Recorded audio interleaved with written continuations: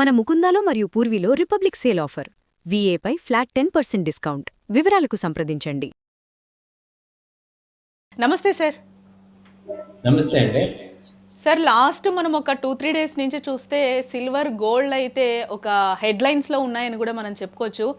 అంతగానం మనం చూస్తున్న ఫ్లక్చువేషన్స్ చాలా అవుతుంది. ఈరోజు మనం ఇప్పుడు మాట్లాడుకునే టైంకి చూస్తే కేజీ వెండి రేట్ ఫ్యూచర్ ట్రేడింగ్ మార్చి వరకు చూస్తే 1,28,126 అంటే 1,28,126 రూపాయలు పడిపోయి 2,91,922 వద్ద ప్రస్తుతం కొనసాగుతూ ఉంది. సార్, ఏంటి అసలు? మీరు ముందు కూడా చెప్పారు 4,25,000కి వెళ్ళింది, ఒక్కసారి డౌన్ఫాల్ అవుతుందమ్మా అని కూడా మనం చాలా వీడియోస్లో కూడా చెప్పాము. ఈ రోజు దీని మీద మీ అనాలిసిస్ ఏంటి సార్?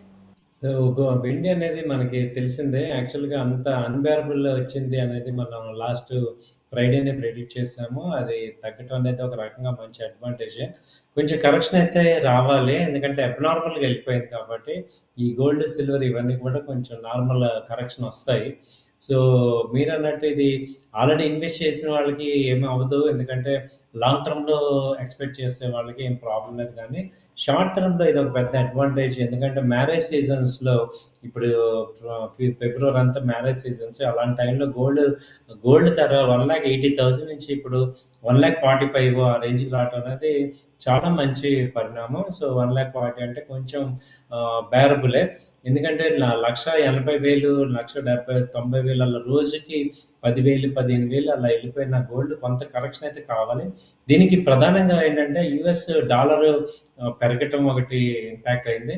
అలాగే మొన్న ఫ్రైడే నైట్ పుతిన్ గారు ఈ ట్రైలాటరల్ ఇష్యూస్, ఈ రష్యా ఉక్రెయిన్ వార్ ఉంది కాబట్టి ఆ వార్ సంబంధించి ఇక పీస్ టాక్స్ స్టార్ట్ చేద్దాము అని ఒక డైలాగ్ చెప్పడం జరిగింది. దానివల్ల ఏమైందంటే వరల్డ్‌లో కొంత పీస్ అనేది జరిగింది. సో జెలెన్స్కీ గారు పుతిన్ గారిని రమ్మన్నారు మాస్కోలో.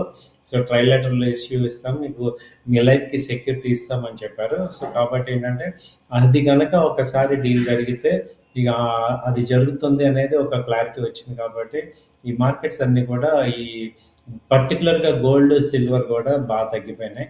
ఎందుకంటే ఇంటర్నేషనల్‌గా మనం ఎప్పటి నుంచో చెప్తున్నాం, ఇది ఒరిజినల్‌గా డిమాండ్, సప్లై వల్ల పెరిగింది కాదు. కేవలం ఒక ఇష్యూస్ వల్ల పెరిగింది. ఎప్పుడైతే ఆ ఇష్యూ సాల్వ్ అవుతుందో ఆటోమేటిక్‌గా ఇది కూల్ అవుతది అనేది చెప్పాం. ఇంటర్నేషనల్‌గా చూసుకుంటే అసలు చాలా హారిబుల్‌గా ఫాల్ అయింది. గోల్డ్ 600 పాయింట్లు, దాదాపు $500 డాలర్స్ గోల్డ్ అయింది. 5,500 నుంచి ఇప్పుడు 4,800కి వచ్చింది. అదే సిల్వర్ $120 నుంచి ఇప్పుడు $78, $80కి వచ్చింది. సో మనం ఇండియాలోనే బిగ్గెస్ట్ ఫాల్ సిల్వర్ 1,20,000 అనేది ఒక్కసారిగా ఫాల్ అవుట్ అనేది మామూలు విషయం కాదు. ఇవాళ ఆదివారం బడ్జెట్ రోజు కూడా ఇప్పుడు 2,84,000 ఆ రేంజ్ దగ్గర సిల్వర్ ఉంది. అలాగే 1,40,000 దగ్గర 1,45,000 రేంజ్‌లో గోల్డ్ ఉంది. వాళ్ళు కూడా 5% దాకా గోల్డ్ తగ్గింది. సో ఈ నెక్స్ట్ ఏంటి, ఎలా ఉండబోతుంది ఏంటి అనేది ఇక మనం నెక్స్ట్ ఇప్పుడు ఏంటనేది చూద్దాం. సో ఒక రకంగా ఏంటంటే గోల్డ్ తగ్గాలి, కొనుక్కోవాలనుకునే వాళ్ళందరికీ ఇది ఒక మంచి ఆపర్చునిటీ. ఎస్, అంటే ఇంకా తగ్గే అవకాశాలు ఏమన్నా కనిపిస్తున్నాయి సార్? అంటే ప్రధానంగా ఈరోజు మనకి గోల్డ్ కానీ సిల్వర్ రేట్స్ తగ్గడానికి కూడా ఏంటంటే ఫెడరల్ రిజర్వ్ చైర్మన్ని మార్చుతాడని కూడా ట్రంప్ ఒక న్యూస్ని అయితే నిన్నటి నుంచి అది బాగా స్ప్రెడ్ అవుతున్న నేపథ్యంలోనే ఈ మార్కెట్స్ అన్నీ కూడా ఒకసారిగా ఒడిదుడుకులకి లోనయ్యాయని చెప్పుకోవచ్చు అంటారా సార్? అవునండి. దానికి ఆయన ఎప్పటినుంచో ఇంట్రెస్ట్ రేట్లు తగ్గించాలి అని అంటున్నారు. యూఎస్‌లో ఇంట్రెస్ట్ రేట్లు తగ్గించాలని అధ్యక్షుడు చెప్తున్నాడు. అలా అని ఈయనేమో పోవెల్ గారేమో తగ్గించట్లేదు. ఆయన యాజ్ పర్ గవర్నమెంట్‌కి అగైనెస్ట్‌గా కాకుండా, అంటే సెంట్రల్ బ్యాంక్ ఇండిపెండెంట్ ఆర్గనైజేషన్, వాళ్ళు డేటాను బట్టి చేస్తాం గానీ డిమాండ్స్‌ని బట్టి, గవర్నమెంట్ డిమాండ్స్‌ని బట్టి చేయమనేది ఆయన స్టాండ్‌లో ఉన్నారు. కాకపోతే ఇప్పుడు కూడా ఇంట్రెస్ట్ రేట్ తగ్గించకపోవటం వల్ల ఈయన బాగా యాంగ్రీ అయ్యారు. ఆయన అప్పుడేమో ఇక పోవెల్ గారిని తీసేస్తాం, నెక్స్ట్ ఆల్టర్నేటివ్ వేరే వాళ్ళని పెట్టుకుంటాం అన్నారు. సో ఈవెన్ ఆయన పేరు కూడా అనౌన్స్ చేయటం వల్ల ఈ డాలర్‌కి బాగా బూస్ట్ అయింది. ఎప్పుడైతే డాలర్ బూస్ట్ అయిందో ఆటోమేటిక్‌గా సిల్వర్, గోల్డ్ తగ్గిపోతాయి. సో కానీ బాగా డ్రాస్టిక్‌గా తగ్గాయన్నమాట. సో అదే రీజన్. నెక్స్ట్ ఎక్కడి దాకా రావచ్చు ఏంటి అనేది మనం ఆలోచిస్తే గోల్డ్ అయితే మేజర్‌గా సపోర్ట్ వచ్చేసింది. దాదాపు 1,40,000 మేజర్ సపోర్ట్ ఇక. అక్కడి వరకు రావచ్చు. సిల్వర్ తీసుకుంటేనే ఇంకొంచెం ఫాల్ ఉంది. 2,50,000, 30,000 మధ్యలో మేజర్ సపోర్ట్స్ ఉంటాయి సిల్వర్‌కి. సో, అక్కడ మేజర్‌గా సపోర్ట్ తీసుకునే ఛాన్సెస్ ఉన్నాయి. అక్కడి నుంచి పుల్ బ్యాక్ అయ్యి 3,20,000, 3,30,000 ఆ రేంజ్ వరకు వెళ్ళే ఛాన్స్ ఉన్నాయి. ఇమ్మీడియేట్‌గా ఈవెన్ ఏం చూస్తే ఏంటంటే ఈవెన్ స్టాక్ మార్కెట్స్‌లో కూడా ఇవాళ బడ్జెట్‌లో పెద్ద ఎక్స్‌పెక్టెడ్ ఏమీ రాలేదు కాబట్టి ఇక్కడ మార్కెట్స్ కూడా 500 పాయింట్లు డౌన్ అయినాయి. అలాగే నిఫ్టీ సెన్సెక్స్ కూడా 1,700 డౌన్ అయినాయి కాబట్టి అక్కడ ఈ వీళ్ళ మదుపరులందరూ కూడా అటు గోల్డ్, సిల్వర్ తగ్గింది కదా! మళ్ళీ కొనుక్కుందాం అనే భావనలో అటే కొంటారు. కాబట్టి అవి ఎళ్ళి అటు సైడే పెరిగే అవకాశాలున్నాయి. సో, 2,30,000, 40 వచ్చిందంటే సిల్వర్‌కి మంచి సపోర్ట్ వస్తుంది కాబట్టి అక్కడ బై చేసుకుంటారు చాలామంది. సో, అలాగే సిల్వర్ ఈపీ అంటే ఓవరాల్‌గా సిల్వర్ అయితే పాజిటివ్‌గానే ఉంది. గోల్డ్ గాని, సిల్వర్ గాని. కాకపోతే ప్రెజెంట్ ఉన్న ఒక హెవీగా ఎళ్ళిపోయింది కాబట్టి ఒక కరెక్షన్ అయితే ఛాన్స్ ఉంది. ఆ కరెక్షన్ అయితే ఇప్పుడొచ్చింది.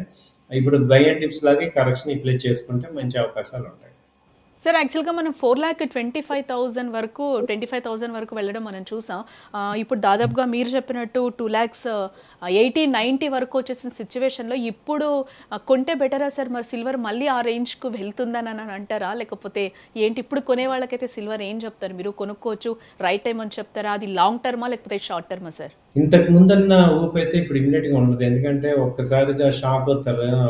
అందరూ కూడా ర్యాలీ బాగా ఉంటుంది. ఇంకా ఒక మంచి ఊపులో ఉండే వాళ్ళందరికీ ఇదొక పెద్ద షాకు. దీన్ని నిన్న మొన్న దాదాపు 5,000,000,000 డా వర్త్ ఆఫ్ రూపీస్ మార్కెట్‌లో ఎవాపరేట్ అయిపోయినాయి.